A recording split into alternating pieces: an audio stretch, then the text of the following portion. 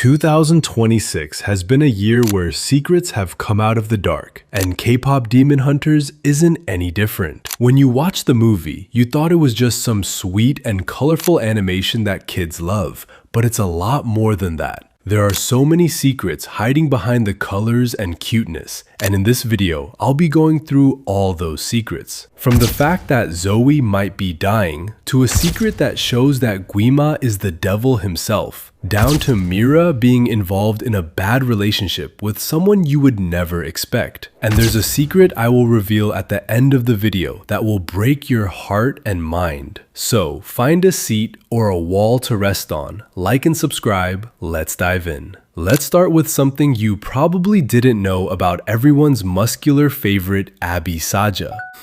Is that his name though? I know you're probably thinking that I'm cooking up things that aren't true. After all, we all saw his name on his bib during that live hot sauce game show that the Saja boys partook in. The name Abby was boldly written on that bib, so what am I talking about? Well, technically, Abby's name is not Abby. Abby is more of a nickname. His actual name can be seen in the credits at the end of the movie. His name is actually Abs Saja. It has a nice ring to it when you actually think about it. So why did they settle with calling him Abby instead of a cool name like Abs? Well, I guess they wanted some sort of cute pet name for him, something as hearty as baby and romance. So they went with Abby. But you can't deny that Abs is one cool name. The next secret we are going to talk about is something that will completely blow your mind. I'm not even messing around. I don't easily get blown away. Okay, that was a lie. I'm actually really easy to impress, but that's not the point. I was blown away regardless. So remember when the girls dropped Golden? Sorry, I meant when Roomie dropped Golden because her friends were not in on it and only went along because they didn't have a choice. But when the music video was playing, there was this point where we saw a lot of comments that people were posting on social media. Now, you probably thought that the names were just random and fictional, but the truth is that most of those names are names of real people that were involved in making the movie. If you look closely, you'll see names like Michelle Wong, who is a producer at Sony Animations. Then there's Caitlin Kavanaugh, the story and visual development coordinator at Sony Animation. You'll also see Maggie Kang, who is the director of the movie. Then, if you look closer, you will notice names like Danny Wilkinson, Tiffany Pham, Nacho Molina, Wendell Dali, and Angela Sung, who are real artists who worked in the art department of the movie. Then you'll see David Blake, who worked in the animation department. I think it's really cool that the movie took time to insert some of the actual makers of the film into the film itself, and not just in the credits at the end of the movie. It's sweet and also has very crazy detailing. Anyways, the third secret is a bit of a heavy one, so I need you to toughen up, okay? We are going to some really dark territories here. Let's make it like a conversational class. I ask a question and you give me an answer. The first question is, what is the Saja Boys logo? I'm sure the first thing that came to your mind was the face of a lion, and technically you're not wrong, but that isn't all there is in their logo. So other than the lion's face, what else do you see in the logo? A pentagram. Exactly. So the Saja Boys logo is a lion in a pentagram. Generally, lions can be used as a symbol of charisma and pride and honor. Then there is the pentagram, which is without a doubt one of the most demonic symbols in the entire world, and it is widely celebrated amongst the occult and Satanists. It is also a symbol they perform rituals on, like sacrificing animals. Now look at the whole logo, the lion in a pentagram. That's basically a sacrifice, the sacrifice of pride, of honor, and of self. It's just crazy how symbolic that is, and to think it's just right there in the open, and yet no one notices it. Anyways, moving on.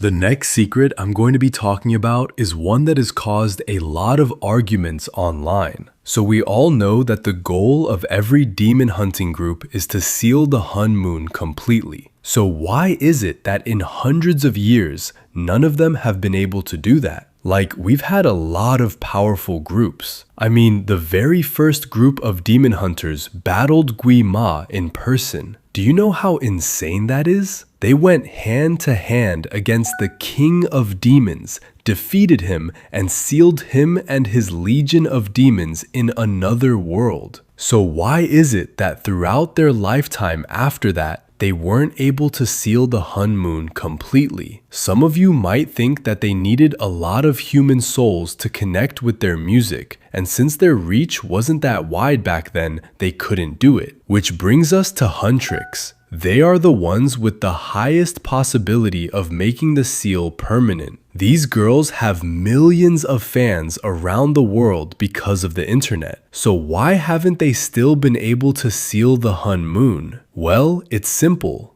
Well, not really, but you understand what I mean. They need a fourth member. I mean, they've hit every mark that they need to hit to make that Hun Moon permanent. The only thing left is a fourth member that represents the fourth guardian. So there is a mystical and mythical set of guardians that give balance to the world. They are 4 in number, and each demon hunter is supposed to represent a guardian. But like we've seen, they are always just 3, which is why huntrix still won't be able to seal the Hun Moon until they get another member. Moving on to number 5. This is without a doubt the saddest secret in the entire movie for me, and it has to do with my favorite huntrix member. Can any of you guess who my favorite member is? And it is definitely not Roomie. Yeah, it is Zoe. I always liked her, although sometimes she behaves very suspiciously. But with this new secret that I just learned about her, all I can think of is heartbreak. Zoe wears only long sleeves. Although hers isn't like Roomie, who has something to hide. Zoe isn't hiding anything. She's just trying to fit in. Throughout that entire movie, she wore a sleeveless outfit just twice. The first was at the beginning of the movie when they had their first show, and the second was during the fan signing. And if you look at her arm during both of those scenes, you will notice a tiny strap around her arm. It's kind of like an arm purse, the type that is used to carry blood sugar monitors. Whatever you're thinking, you're probably right. Zoe has diabetes. As for how deadly it is, I have no idea. The next mistake I'll be talking about is the secret protest that the entire movie was doing. So the whole eating scene that we saw in that movie wasn't just to show off the beautiful cuisine of South Korea. It was actually a protest. In real life, K-pop idols have a strict diet. And when I say strict diets, it sounds like I'm underestimating how extreme it is. Because we've seen idols faint on stage because they didn't have enough strength for the performance they were giving. Sometimes these people barely eat as a result of pressure to maintain a slim figure. It's unfair to them and it's unfair to their health. Yet that is what their industry and their record labels keep asking from them. The girls in K-pop Demon Hunters ate whatever they wanted, whenever they wanted, because they needed their strength for the performances and the demon fights. And funny enough, that wasn't the only time K-pop Demon Hunters criticized the real world of Kpop.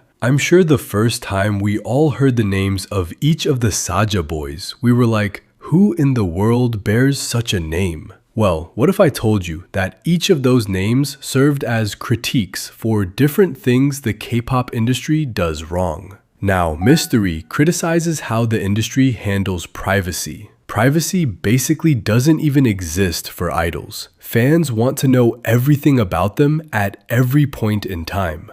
Abby, on the other hand, criticizes the industry's excessive focus on looks and treating people like objects instead of who they are inside and their talent. Then there's Romance, who criticizes the fantasy that fans have for their idols. Mind you, I didn't say love and admiration. I said fantasy, because a lot of fans go extreme to show their obsession for their idols. They don't want their idols to get married. They don't want their idols to date or be intimate with anyone. I'm sure we all heard of the K-pop fandom that sent 1,000 funeral wreaths because their idol was dating. Anyways, there's Baby, who criticizes treating idols like babies or little children. The industry basically handles them as though they are not able to do things for themselves. And they also dress them in ways that make them appear younger than their age, so they remain attractive to creeps. And finally, Jinu, who criticizes how people will sacrifice their principles just for fame. Yeah, these practices are not healthy, and they really needed to be criticized. Speaking of the real world, what if I told you that a real K-pop band appeared in the movie? And not just any band, but one of the biggest bands in the world. Their name is Twice. And what makes their appearance so special is the way they appeared in the movie. First of all, they appeared twice, so you can already see the poetry behind that.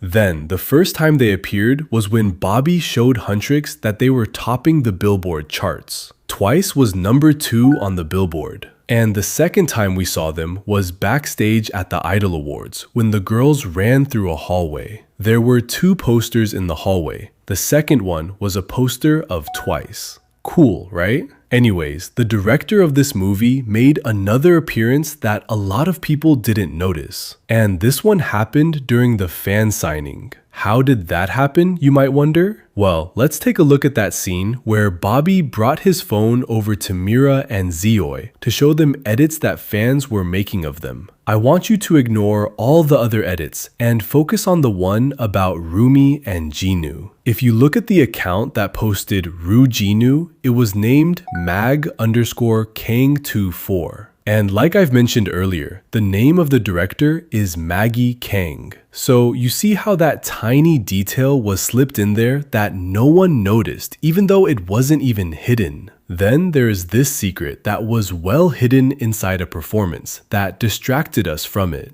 I'm sure that when the boys were singing Your Idol at the end of the movie, we were all nodding our heads to the song. But if you just ignore how cool the song is for like 3 seconds and look at Jinu, and I don't mean his body as a whole, just his wrist. I know he's moving around very quickly, so it's going to be hard for your eyes to track his hand. But if you can, I promise you will see something that will blow your mind. What you will see is a bracelet that is around his arm. That bracelet is the one that Roomie gave him when they were out on one of their evening walks. Do you know how cool it is that even while serving his dark master, he still shows his love for Roomie? Speaking of Roomie, did you know that she has one of the biggest secrets in the entire movie? I'm not even playing. When I learned about this secret, I still couldn't believe it because it just adds a whole new layer to who she is. What do we know about Roomie? We know that her mother died when she was young.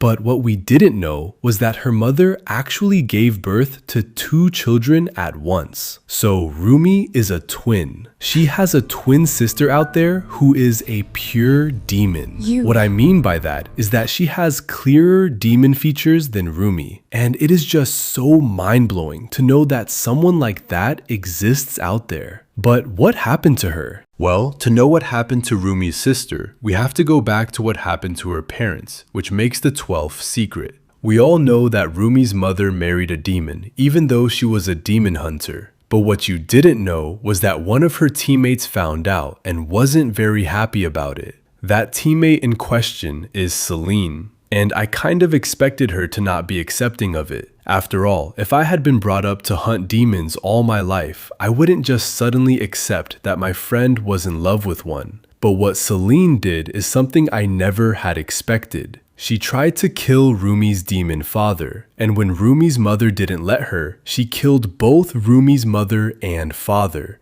Yup, you heard that right. Celine killed Roomie's parents. But that wasn't the only sin she committed that day. After murdering her parents, she saw Roomie and her sister, but Roomie's sister had clear demon markings on her, even as a baby. So Celine took in Roomie alone and left her sister behind. I mean, who does that? Who leaves a baby behind? That is just despicable. Anyways, the 13th secret isn't a bad one, but it kind of reminds me of Roomie's mother. We all know that she loved a demon, and somehow her daughter isn't the only demon hunter who is in love with a demon. Zoe is the demon hunter I'm talking about here. She was very in love with one of the Saja boys. That was almost not a secret. And for any of you that noticed it, you have my respect because they tried to hide it very much. Can you guess the Saja boy?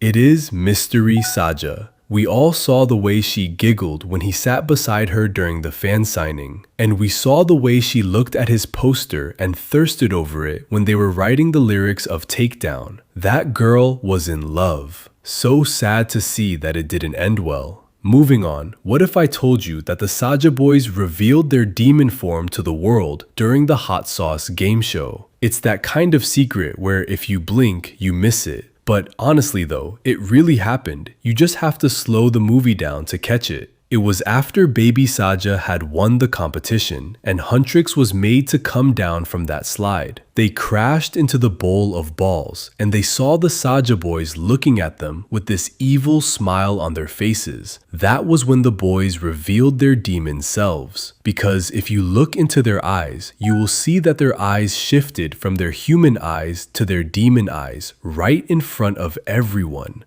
The guts of these guys. But another thing that really shocks me was the secret that happened after the girls hugged each other at the final battle. I'm sure we all remember Roomie walking into the arena and the girls coming to meet her in the middle after fighting through a crowd of demons. Immediately, the girls hugged. There was this strong power blast that blew all the demons away. But after that hug, their outfits turned completely white. That was so beautiful and shocking to me, even though not a lot of people noticed that the outfits changed. Yet, that isn't the only secret in that scene. After their outfits had changed to whites, patterns appeared on their outfits, and you couldn't see them unless you really looked close. Those patterns were exactly like Roomie's demon markings. Isn't that just cool? It's like their clothes are showing that they have accepted her for who she is. While we are on the topic of acceptance, I don't know how y'all are going to accept this one. So technically, Meera isn't human. Don't get all worked up right now. Just listen to me as I explain how. There are two kinds of people in this movie, humans and demons. Humans are known by their black hair, while demons are known by their colorful hair. Which is why you see Roomie and the Saja boys having different shades and colors of hair. But all humans have black hair. But if you've noticed, Meera has colored hair. I mean, it's impossible not to notice that bright red thing on her head. It's like a very loud statement that I can't ignore, and I love it. But that also means one thing. She is a demon. And Meera isn't just a demon. She's a demon with a demon sibling. And you might be asking, how do I know she has a sibling? Well, let's go for the facts. She shares the same demon-fanged earring with her demon sibling. She doesn't let her friends thirst over her demon sibling. And when you look at it, she also has kind of the same style as her demon sibling. The demon here is Mystery Saja. I mean, really look at it. Don't their characters just complement each other? We got Meera, the grouch, and Mystery, the I'm too cool to talk to anyone guy. It's almost like they were cut from the same cloth. While we are still talking about Meera, I cannot ignore that this girl's romance story is one of the hottest ones in the entire movie, scandalous even. And it's shocking that they didn't explore it. I mean, they dropped tiny secrets that they expected us to pick up on, but not everybody did, so I'm going to reveal it to you. Meera actually likes two different guys in this movie, and I think they both liked her because they were always trying to get her attention. And those two guys are Romance and Abby Saja. We also saw them playing lovey-dovey during the fan signing. It was almost very annoying. Anyways, another secret that no one noticed was hiding in plain sight at the end of the movie. When the girls were walking and dancing through an alley, we saw Zoe wearing a hoodie with Derpy the tiger's face on it. And it made me wonder how she would have a hoodie with the tiger's face on it. I mean, she never saw the tiger. And more importantly, why would the animators do this? There are a lot of arguments that Roomie took in Derpy after Jinu's death, and Zoe likes him so much that she got his face printed on a hoodie, while others believe that she is Jinu's sister, so he handed Derpy over to her. I don't know what exactly is true. What I know for a fact though is that at the end of the movie, the Hun Moon didn't turn gold. A lot of you think it did because the girls defeated Quima and sent him back to the demon world. They sealed the honeymoon forever. Well, I hate to break it to you guys, but the Hun Moon is still blue. You can watch that scene again to confirm. Speaking of the Hun Moon, did you know that the Hun Moon isn't a made-up word? Well, technically it's a made-up word, but what I mean is that it has a real meaning that was obtained by joining different words together. It's gotten from the Korean words Hun and Moon. The word Hun means soul or spirit, and Moon means door or gate.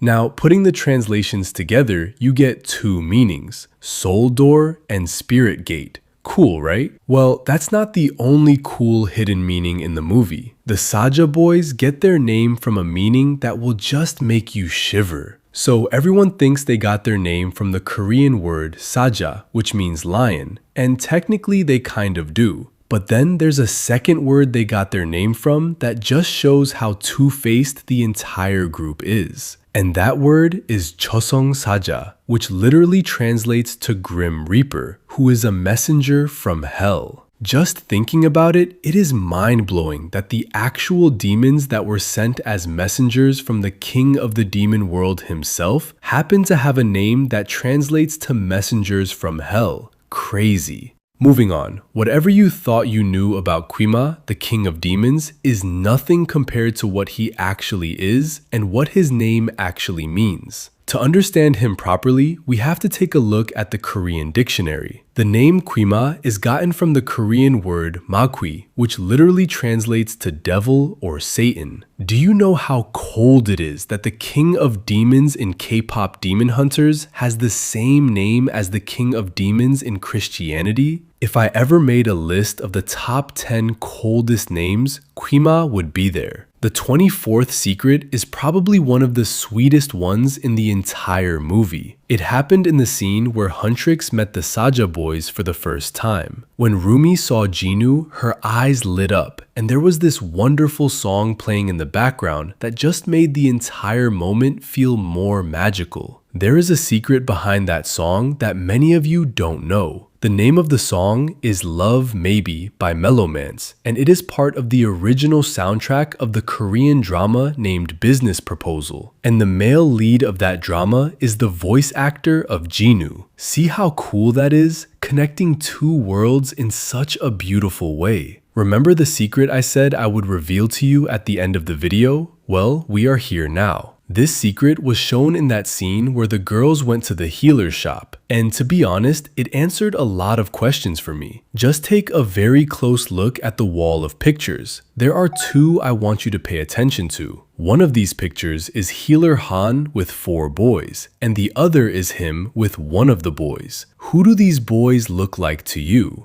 But I don't know about you, but they look exactly like the Saja boys, except Jinu, who is 400 years old. What does this mean, you might wonder? Well, it's quite obvious. Healer Han is Saja boy's father. I know it's crazy, but look at the pictures and you'll see the obvious truth. It is crazy, it is mind-blowing, and it is what it is. Anyways, that's all for today. Leave your thoughts in the comments, and I'll see you next time. Bye.